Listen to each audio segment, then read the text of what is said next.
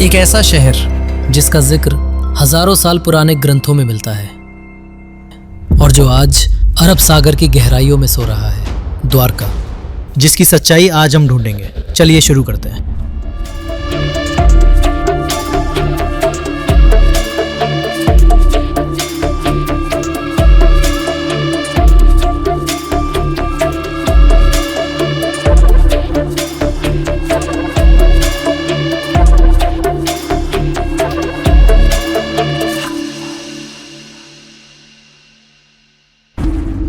कभी भगवान कृष्ण का भव्य राज्य, आज एक डूबा हुआ रहस्य। क्या यह सचमुच एक प्राचीन सभ्यता का प्रमाण है या सिर्फ एक सुंदर कथा जिसका विज्ञान से कोई संबंध नहीं? महाभारत और प्राचीन पुराण बताते हैं द्वारका कोई साधारण नगर नहीं था।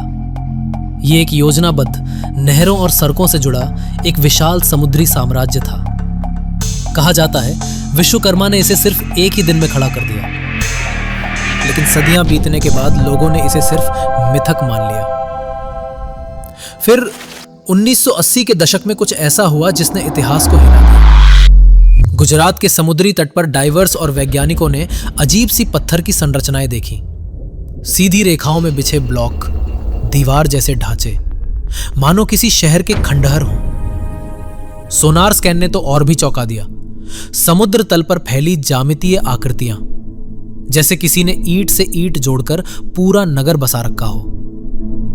पुरातत्वविदों ने प्राचीन पत्थर के लंगर, मोती बनाने के औजार, मिट्टी के बर्तनों के अवशेष और बंदरगाह जैसे ढांचों को समुद्र से बाहर निकाला।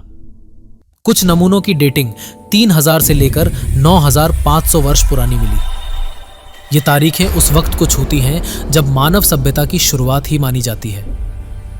तो क्या भारत के तट पर इतनी पुरानी समुद्री संस्कृति थी जो इतिहास की किताबों में दर्ज ही नहीं है?